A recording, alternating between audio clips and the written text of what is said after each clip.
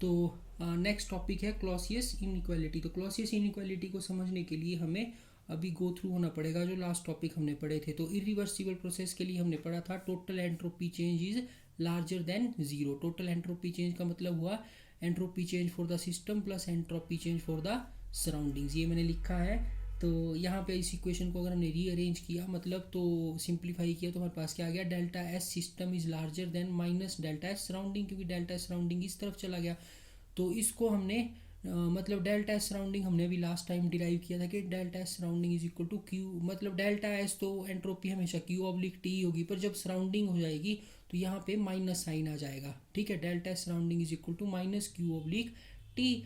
तो इस वैल्यू को हमने इस इक्वेशन में पुट किया। डेल्टा एस सिस्टम, ये जो इक्वेशन है, delta S system is larger than minus bracket में माइनस क्यू ऑब्लिक टी। तो इसको फर्दर जब आप सिंप्लीफाई करोगे तो आपके पास क्या आएगा, delta S system is larger than Q oblique T. ठीक है, तो इसको बोलेंगे हम एक्सप्रेशन 6 को एक्सप्रेशन को बोलेंगे हम क्लॉसियस इनइक्वालिटी। ठीक है, ये जो हमारे पास आ गया बॉक्स में, this is called Clausius inequality. तो आपको एग्जाम में क्वेश्चन आ गया क्लॉसियस इनइक्वालिटी को डिराइव करो, तो आपने यहाँ से स्टार्ट करके delta S plus system plus delta S surrounding larger than zero for irreversible system, तो इस तरह से ये रिजल्ट आएगा हमारे पास। ठीक है, तो ये हो गई क्लॉसियस इनइक्वालिटी। तो नेक्स्ट है entropy change for an ideal gas with change in pressure volume and temperature. ठीक है, तो हमने बताया था आपको कि कुछ पैरामीटर होते हैं, स्टेट फंक्शन जो है वो होते हैं, वो उनके पे state of the system depend करती है, that is pressure volume and temperature. तो नेक्स्ट है हमारे पास entropy change for an ideal gas with change in pressure volume and temperature.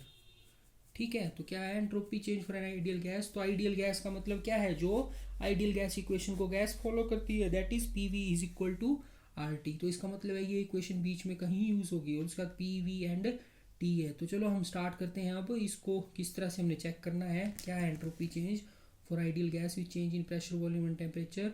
तो consider 1 mole of an ideal gas. तो यहाँ पे हमने कंसीडर किया कि there is a 1 mole of ideal gas, N is equal to 1 in and cylinder fixed with the frictionless piston. If an infinitesimally small amount of heat delta Q is supplied to the system reversibly and isothermally at the temperature T, then entropy change accompanying the process will be given by। तो इसमें हमने क्या क्या assume किया, एक तो 1 mole of gas है, उसके बाद हमने क्या किया, इसको थोड़ा सा हीट जो है रिवर्सिबली सप्लाई किया, डेल्टा क्यू रिवर्सिबली मैंने यहाँ लिख दिया, सिस्टम एंड आइसोथर्मली। तो एक हमने इसमें ये एजम्पशन भी लगाई है साथ में, that the process is under going through isothermally.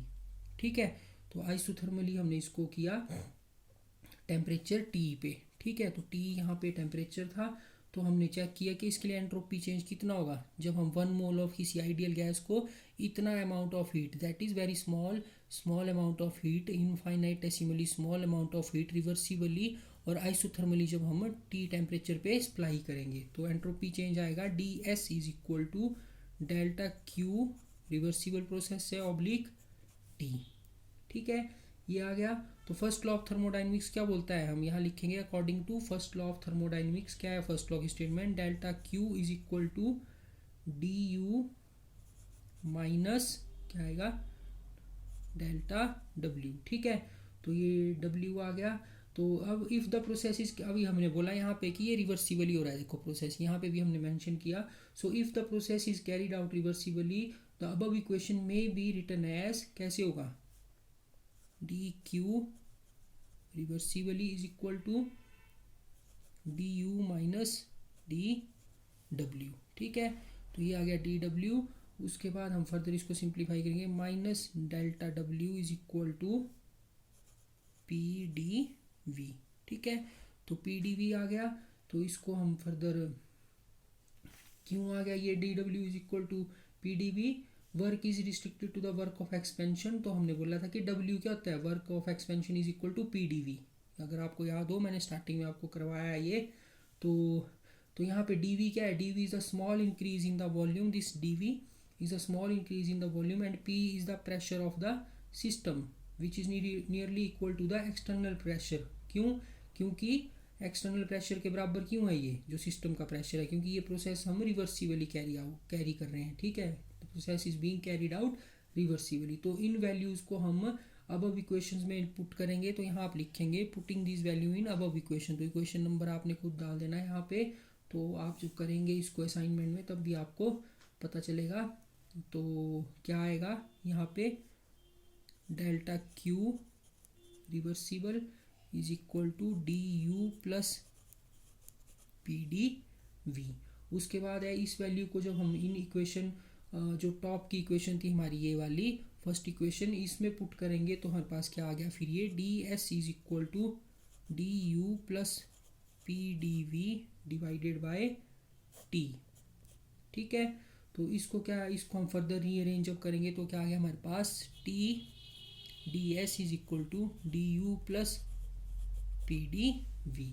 तो वही है, एक ही इक्वेशन है, उसी को हम फर्दर एक्सप्लोर किए जा रहे हैं कि उसमें क्या क्या स्टेप आते हैं। तो हमने बोला है कि for 1 mole of an ideal gas, तो हमें पता है कि 1 मोल ऑफ आइडियल गैस के लिए हम heat capacity at constant volume कैसे लिखते हैं, सी वी इज इक्वल टू क्या होता है, D you over D T, ठीक है।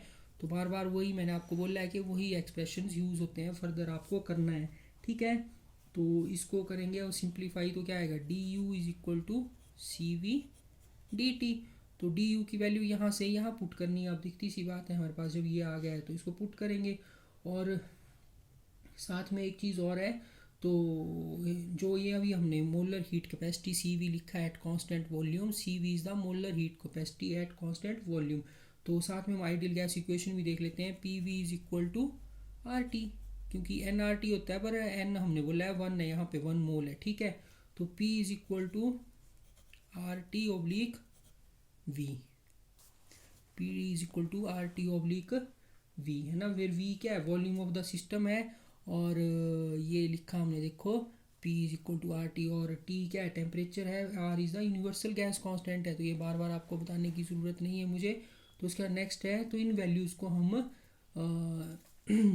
जो ये वैल्यूज़ हैं इनको हम पुट करेंगे यहाँ पे, इस इक्वेशन में पुट करेंगे इन वैल्यूज़ को, ठीक है। देखो यहाँ P की वैल्यू यहाँ पे ये है, ये हम यहाँ पुट करेंगे, डी यू की वैल्यू भी हमने यहाँ निकाली हुई है, ठीक है। तो डी यू की value C V D T है, तो इन वैल्यूज़ को हम यहाँ पे पुट करेंगे, ठीक है। इसको यहाँ पुट कर देंगे और P की वैल्यू को हम यहाँ पे पुट करेंगे, ठीक है। तो आप जब पुट करोगे तो आप यहाँ पे क्या आएगा आपके पास result, T D S is equal to T D S is equal to C V D T plus R T oblique V into D V, ठीक है। तो क्या आ गया आपके पास, D S is equal to C V D T oblique T plus R and क्या आएगा, डी वी ऑब्लिक वी, ये टी था। तो जब ये टी यहाँ से इस तरफ को मतलब हमने किया मैथमेटिकल इसके ऑपरेशन किया, तो टी जो यहाँ आया था नीचे वो यहाँ से कैंसिल हो गया था, ठीक है। तो क्या R D V oblique B, ठीक है। तो अब हम बोलेंगे कि मान लो वॉल्यूम कहाँ से चेंज हो रहा है, इनिशियल वॉल्यूम में V1 है, वो V1 से V2 चेंज हो रहा है, ठीक है। और टेम्परेचर कहाँ से चेंज हो रहा है, T1 टू T2 चेंज हो रहा है। तो entropy change accompanying the complete process will be given by, तो कैसे करेंगे हम, और एंट्रोपी जो चेंज हो रही है that is from S1 to S2 change हो रही है, तो हमें इसको सिंपली इंटीग्रेट करना पड़ेगा। तो किस में करेंगे, S1 to S2 D S is equal to T1 to T2 C V D T oblique T plus V1 to V2 R D V oblique V, ठीक है। तो assuming that C V remains constant in the temperature range T1 to T2, तो हमने बोला था ना कि process isothermal है, तो हमने अज्यूम कर लिया कि C V remains constant in temperature range T1 to T2। तो इक्वेशन जो अब इक्वेशन है इसको फिर से हमें रीराइट करना पड़ेगा। तो सी वी हमने कांस्टेंट मान लिया, तो हमारे पास क्या रिजल्ट आएगा फिर, delta S, D S convert हो गया डेल्टा एस में, delta S is equal to C V क्या आएगा, L N T two oblique T one plus R L N V two oblique V one. तो ये आ गया इस तरह से बॉक्स में हमारा रिजल्ट। तो हमने क्या कैलकुलेट करना था देखो, तो एंट्रोपी चेंज, हमारी टाइटल क्या था, entropy change for an ideal gas with change pressure volume and temperature. तो प्रेशर वॉल्यूम टेम्परेचर यहाँ पे हमने लिख दिया, देखो डेल्टा एस के साथ हमारा ये आ गया है ना, टेम्परेचर आ गया और वॉल्यूम आ गया, ठीक है। तो इसको अगर हमने फर्दर जैसे चेक करना है, तो ये आ गया टेम्परेचर और वॉल्यूम के साथ। अगर हमने फर्दर इसको एक्सप्लोर करना है, प्रेशर के लिए भी निकालना है, तो हम जैसे 1 मोल ऑफ आइडियल गैस के लिए लिख सकते हैं ऐसे, यहाँ से P1 V1 is equal to RT1 और उसी तरह P2 V2 is equal to RT2। It's very simple. तो क्या होगा, ये हमारे पास जो फर्दर आएगा रिजल्ट, उसमें क्या होगा, P2 V2 divided by P1 V1 is equal to T2 oblique T1, ठीक है। और V2 V1 के लिए अगर हमने निकालना हो तो क्या आएगा, V2 oblique V1 V2 oblique V1 is equal to T2 P1 divided by T1 P2, ठीक है। इतना काम हमने कर लिया। तो अब हम नेक्स्ट स्टेप में क्या करेंगे, इस वैल्यू को हम यहाँ पे कहाँ पुट करेंगे, इस इक्वेशन में पुट करेंगे हम, ठीक है, V2 ओवर V1 में, है ना। तो यहाँ से देखो ये जो चीज़ है ना, तो ये जो चीज़ है ये यहाँ V2 V1 को रिप्लेस कर देगी, ये देखो ये V2 V1। तो हमारा जो रिज़ल्ट आएगा वो देखते हैं अब क्या लिखेंगे हम, कैसे लिखेंगे नेक्स्ट पेज में। तो आपको आसानी है ये, इसमें कुछ नहीं है, आपने बार बार क्या करना, आपको वही है कि आपको पता होना चाहिए कहाँ आइडियल गैस इक्वेशन यूज़ होगी, कहाँ first law of thermodynamics use होगा और एंट्रोपी की इक्वेशन क्या है, ठीक है। तो वो हमारे पास जो रिजल्टेंट इक्वेशन आएगी, delta S is equal to C V L N T two oblique T one plus R L N T two P one divided by T one और पी टू। तो फर्दर अगर इसको simplify करना है तो और भी आसान है। तो हमें क्या पता था कि C P minus C V is equal to R, ये रिलेशन भी हमने डिराइव किया था, ठीक है। तो सी वी क्या होगा, आर क्या होगा, C P minus C V is equal to C P minus R, ठीक है। तो इस वैल्यू को भी हम पुट कर सकते हैं इसी इक्वेशन में। तो क्या आएगा, delta S is equal to C P minus R L N T two oblique T one plus R L N T two P one divided by T one P two, ठीक है। तो ये आ गया T two P one oblique T one P two. तो इसको further जब हमने करना है तो क्या आएगा, C P L N T two oblique T one minus R L N T two over T one plus R L N क्या आएगा, आर एन, इसको स्प्लिट कर लेंगे हम इक्वेशन को, तो क्या आएगा, R L N T two oblique T one और क्या आएगा plus R L N P one oblique P two, है ना। इसको भी इक्वेशन को ब्रैकेट को हमने यहाँ पे दोनों टर्म्स को सी पी और आर से देखो मल्टीप्लाई किया और यहाँ इस इक्वेशन को भी ओपन करके लिखा, तो हमारे पास ये आया। अब इसमें देखो ये दो टर्म जो है वो क्या हो जाएंगी, कैंसिल आउट हो जाएंगी। तो कैंसिल आउट करके हमारे पास क्या बच गया, सिर्फ ये बचा, क्या आया हमारे पास, delta S is equal to C P L N T two over T one plus R L N P one oblique P two. तो एक इक्वेशन हमारे पास ये आई और एक इक्वेशन अभी मैंने लास्ट पेज में निकाली थी वो आई, ठीक है। तो वहाँ से हमें पता चला था वॉल्यूम और टेम्परेचर कैसे चेंज होता है और यहाँ पे टेम्परेचर और प्रेशर एंट्रोपी के साथ कैसे चेंज होते हैं, ठीक है। तो ये आपने मतलब करना है, इसको रिपीट करोगे डेरिवेशन को बार बार तो आपको समझ आएगी कौन सी इक्वेशन, कौन सा डेरिवेशन, कौन सा फर्स्ट लॉ ऑफ थर्मोडायनेमिक्स, कौन सी हमने आइडियल गैस इक्वेशन, मतलब तो वो कहाँ कहाँ कैसे कैसे यूज़ करनी है, ठीक है। तो इसमें अगर हमने मतलब फर्दर भी कर सकते हैं, जैसे if temperature is kept constant, isothermal process है, तो वहाँ पे क्या हो जाएगा, T1 is equal to T2 हो जाएगा।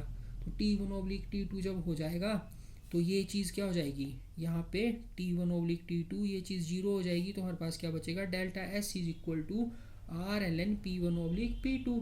तो उसी तरह अगर आइसोबारिक प्रोसेस है, ठीक है, तो आइसोबारिक प्रोसेस क्या होता है, जहाँ प्रेशर सेम हो, P1 इज प्रेशर चेंज जो है वो सेम हो, मतलब कांस्टेंट रहे प्रेशर, तो P1 is equal to P2।